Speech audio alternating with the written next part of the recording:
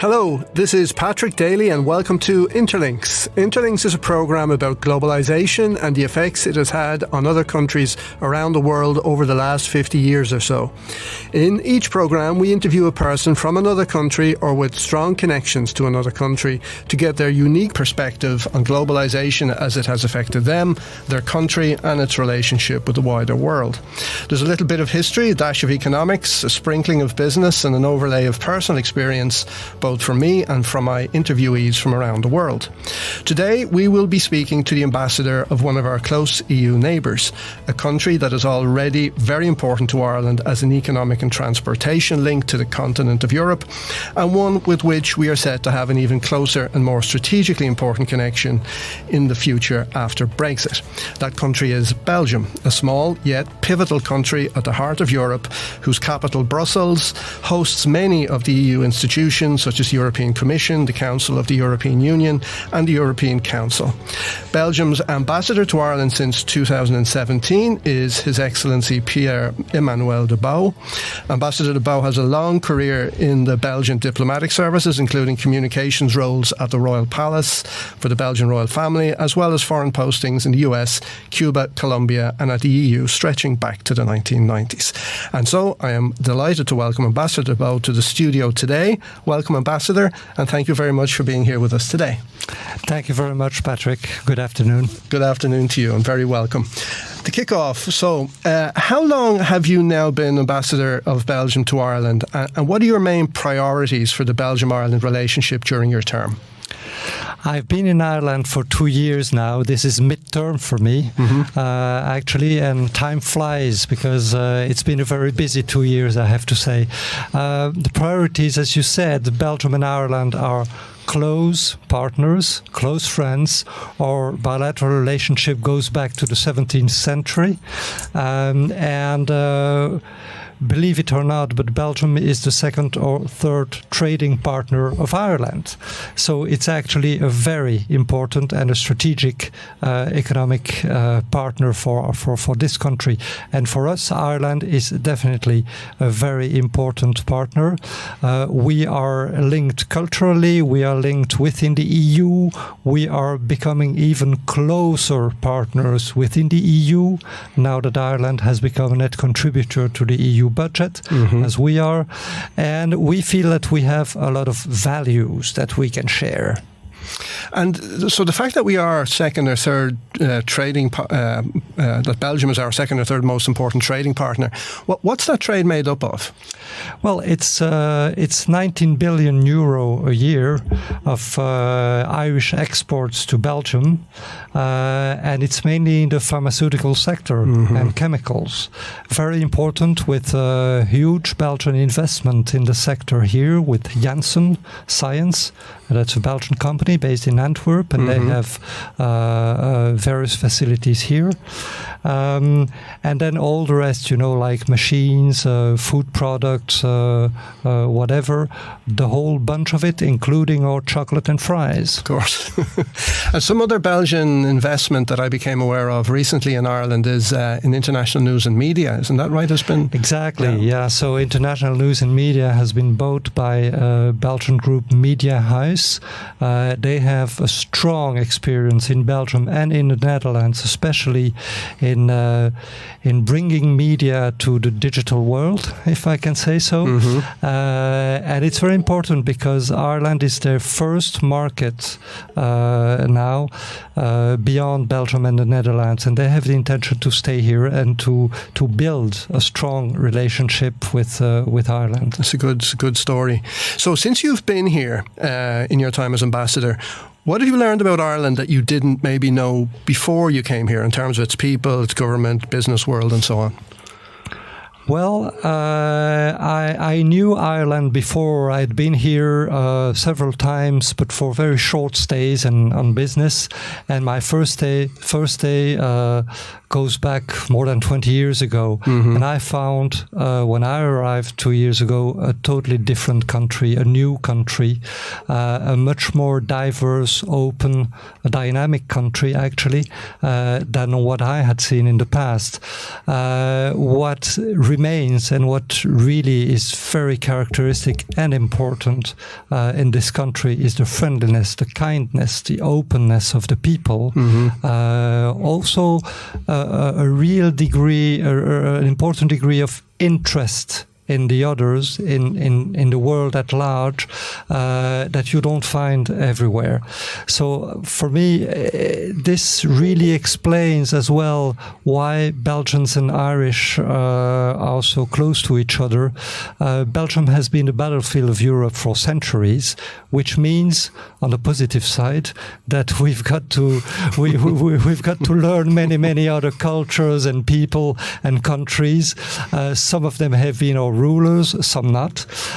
We've been independent since 1831, and since then we have tried to live in peace with our neighbors.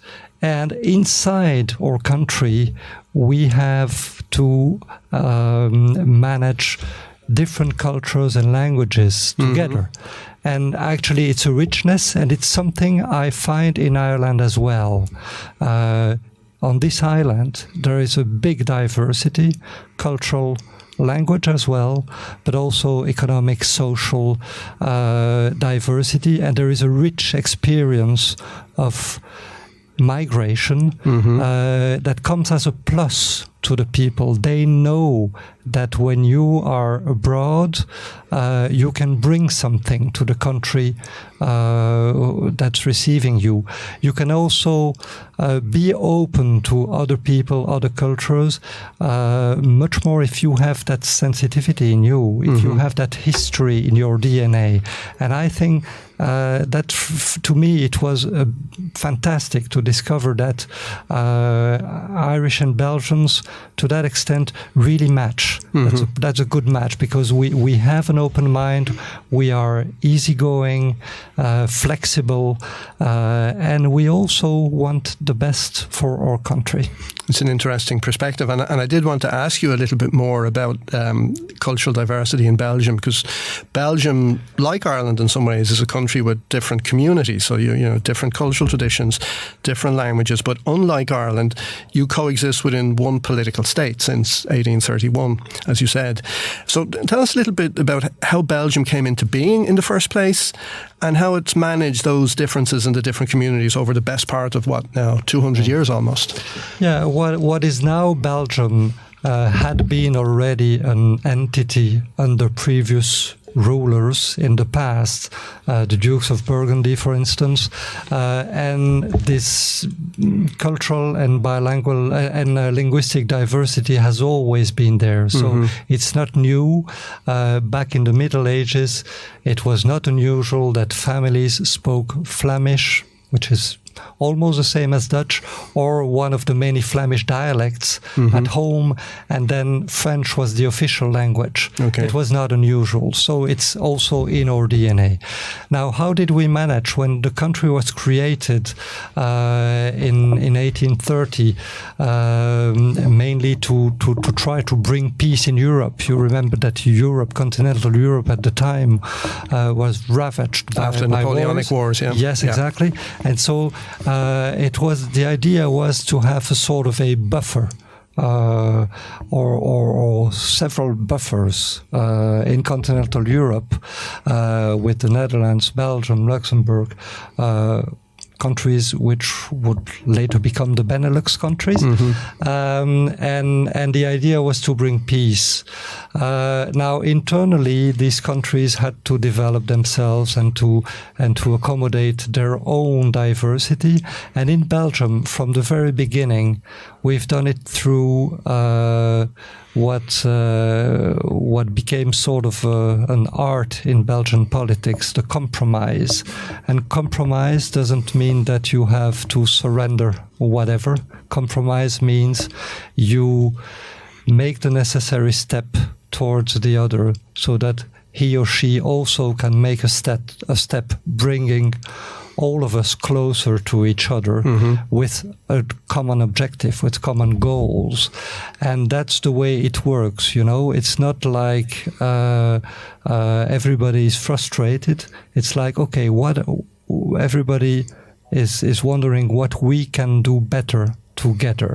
Now, it's not an easy process. Never been so. Sometimes politicians have to be very creative to bridge the gaps or the differences that exist.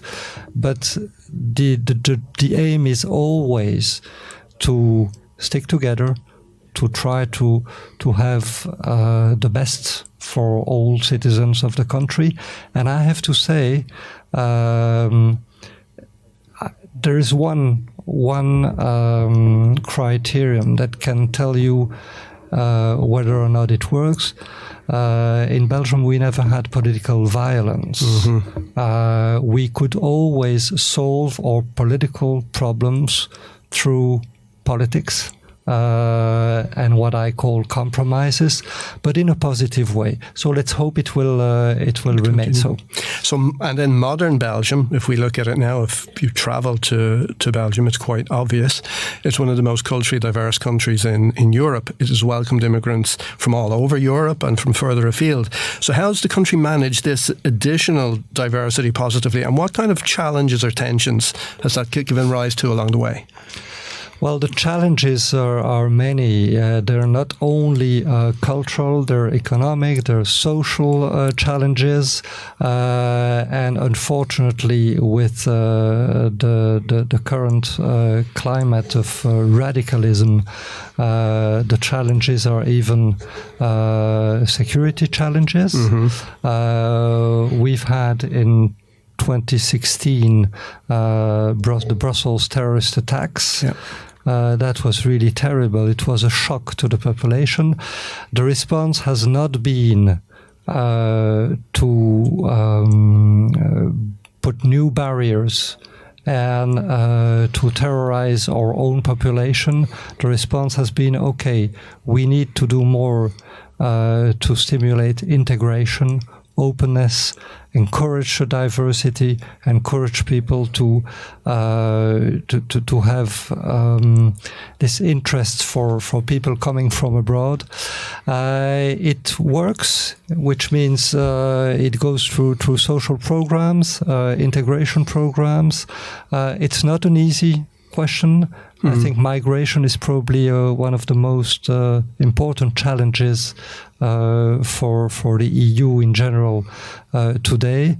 But let's be honest, we've had migration for centuries. Of course. And that's what our societies are made of. I mean, we all are immigrants to some extent. So with the appropriate level of solidarity and with our good principles, I think the EU can really cope with that new reality. And we in Belgium are very much ready to work with our EU partners on that. Okay. In the intro, I mentioned the strong economic and transportation links that already exist between Ireland and Belgium. So how do you see this evolving in the future in a post-Brexit European Union where Ireland is basically on the other side of the United Kingdom that's outside the European Union? Yeah, well, actually, Ireland is within the EU and will remain in the EU, and that's very positive and very encouraging, and we're very happy with that. Now, the closest countries on continental Europe, closest to Ireland, are France, Belgium, and the Netherlands. And we've actually been very, very active in promoting the expansion of maritime routes, direct maritime routes between Ireland and Belgium. Of course, now more than 75% of Irish exports and imports use the land bridge through the UK. In any event, hard Brexit or soft Brexit, in any event, the trade is booming in Ireland. So there have to be new routes, and the routes have to be more diversified. But in the case of Brexit, this will really help. And I have a good example. The direct maritime route between Dublin and Zeebrugge in Belgium expanded dramatically. In less than a year and a half, it had a growth of more than 25%, and fact, there's a new the MV Celine is the largest ro-ro ferry in the world, I believe. It's the largest ro-ro ferry in the world on short sea distances. Yes, and now the Belgian-Luxembourg company CLD and Cobelfret put in service a second one on the line Dublin Zeebrugge, and when Taoiseach Varadkar baptized the Celine a year and a half ago, he said it was a Brexit buster. But actually it is, because when you go shopping here in Ireland, you go to Aldi or Lidl, the chance is high that the products, or almost all the products you have in your basket, come from Zeebrugge. Really? Yeah. Okay, and we'll probably see more of that. Yes, exactly. And we'll see more Belgian brands and Dutch brands. Yeah, exactly. More continental brands, and all these, all those ships are full. Yeah. So here in Ireland, we're all very well versed on the potential negative impact of Brexit on us, politically and economically, but maybe not so much on the effect it's going to have on some of our other EU partners. So what effects does Belgium anticipate that Brexit will have on it? And how can Ireland and Belgium help each other to mitigate those impacts? Well, after Ireland, Belgium is among the countries that will be most affected as far as trade is concerned by Brexit. Our economy is very much exposed to trade with the UK. The UK is one of our closest markets, of course, and trading partners.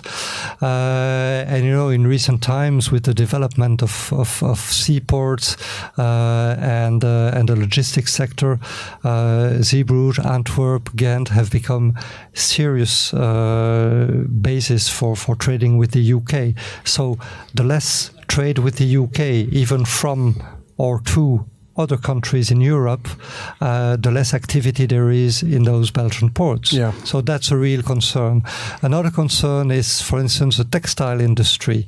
We are very competitive. Belgian companies offer very competitive products to the British market because they can deliver within 24 hours. The day there are customs duties or formalities or paperwork, whatever can slow down the pace of delivery, there are out of EU competitors that could send their products even faster than we would. And that's a main concern as well. Yeah. And we're very much exposed to trade with the UK for instance, for textile, for car manufacturers, high-tech products that are available in Belgium, good quality. The day you put extra barriers to trade, that could be a problem. Also, the agri-food sector is very important. I see perhaps there's an opportunity for export substitution, in the sense that Irish importers may be looking for alternatives and may look to Belgium. For example, we mentioned, maybe biscuits and foodstuffs and so on, and vice versa, that Irish exporters have the opportunity to step in where British exporters are losing out, maybe in Belgium, say with lamb and other certainly other that's certainly the case, and I know my Irish colleague, ambassador of Ireland to Belgium, is very active in that as well, and we exchange notes, and we wouldn't expect any less talk to each other. But that's very important, as you say. My field, as we were discussing earlier, is supply chain and logistics, and I'm aware that Belgium is already an incredibly important supply chain and logistics hub for the entire continental mainland. So what would you be saying to Irish business people about the potential of Belgium as an operational base for those of them that are looking to diversify their business in continental Europe? Well, I would say when you're in Belgium, you're really at the heart of Europe, and all our ports are not just ports, they're connected. They're connected to Europe, they're connected to the world. I'll take one example. Milk powder from Ireland, from the western and southern part of Ireland, is exported from Cork to Antwerp, Actually, more than 25% of trade in Cork goes to Antwerp. But from there, where does it go? It doesn't stop in Antwerp, it goes to China. And that's why I would encourage businesses to use Belgian ports as a port of final destination if they trade with continental Europe, because then you have the trucks and even internal navigation to go to other countries, but to use our ports as transit destinations for the longer export routes. It's very useful. Another thing you can do is use Belgium for warehousing. Of course. We still have a lot of space. There are already many Irish companies that use warehouses, that own warehouses in Antwerp, in the tropical fruit sector, for instance, in other sectors as well. I would say this is a good place to really export for the broader European market.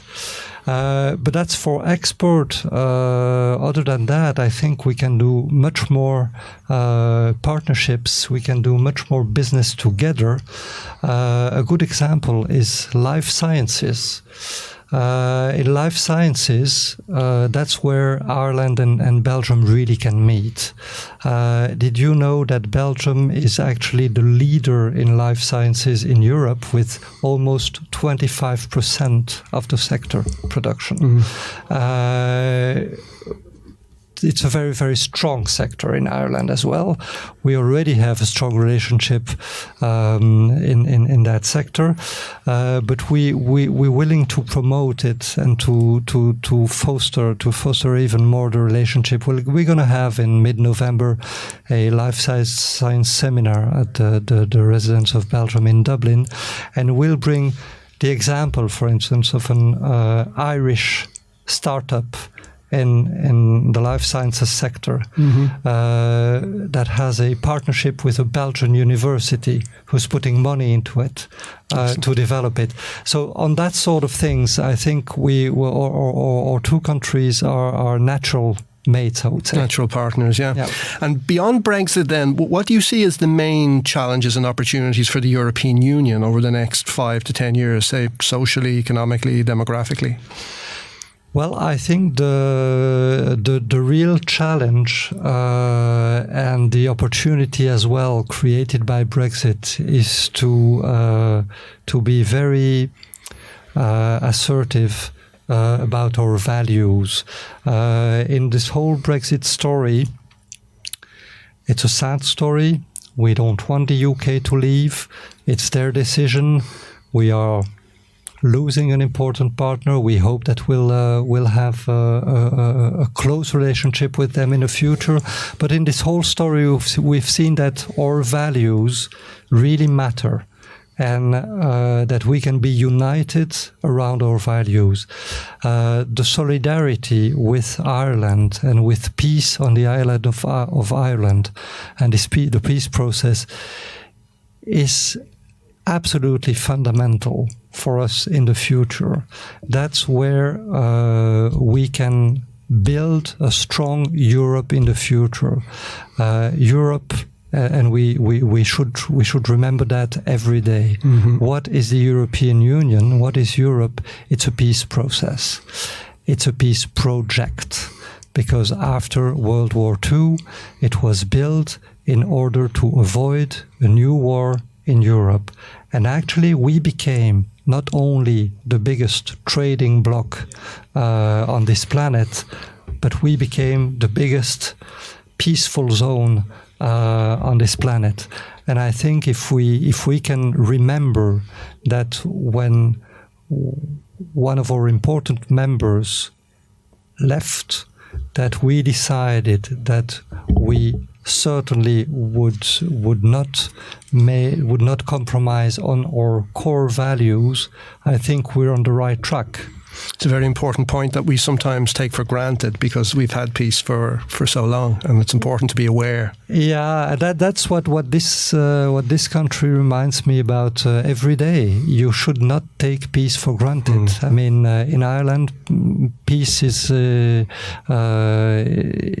On this island, peace is a very young process. Yeah. 21 years, that's almost nothing, and we have to cultivate it every day. Of course. As I mentioned again in the intro, your career stretches back to the early 90s with posts in Latin America, in the US, at the EU, as well as at the Royal Palace in Belgium. So let me ask you, what attracted you to the diplomatic services in the first place as a young man? Well, I studied law, and I first worked as a lawyer, a year in the US and then a year in Brussels, and then one day I woke up and I woke up with the question, am I going to do this my whole life? And the answer was very clear, no, it's a fascinating job. I mean, it was very interesting to work as a lawyer, but it lacked the variety I wanted to have in my daily life. It lacked the travel, of course, and working in different languages and so on. So that's what attracted me. Now, my father worked all his career as a civil servant in the European Commission, and there was some attraction for Europe in me for a very long time. And then I was really interested in public service, civil service. I thought, well, working with the general, with having the public interest in mind, attracted me more than working purely for business.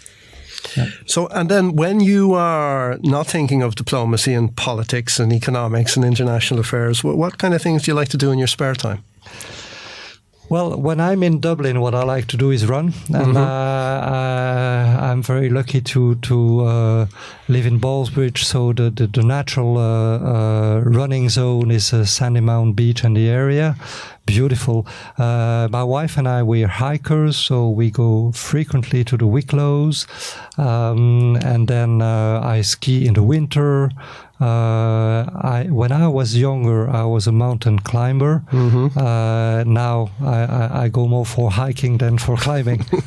Excellent. So I've been to Belgium several times, but unfortunately it always seems to be on business for some reason or another. So what would you recommend to me and to other Irish people as must-dos and must-sees the next time we have the opportunity to be in Belgium? Well, there are absolute must-sees, such as Bruges, which is just a fantastic old city with a lot of charm, many good restaurants as well. You should go to the southern part of the country, to the Ardennes, especially in the autumn or in the spring. It's lovely. And you have, well, you don't have those as many empty areas as here in Ireland, because population concentration is a bit higher in Belgium than here, but still you have those fantastic long stretches of nature, and it's beautiful. Yeah. As always happens on this show, Ambassador, we've been beaten by the clock again. We could chat on for quite a while.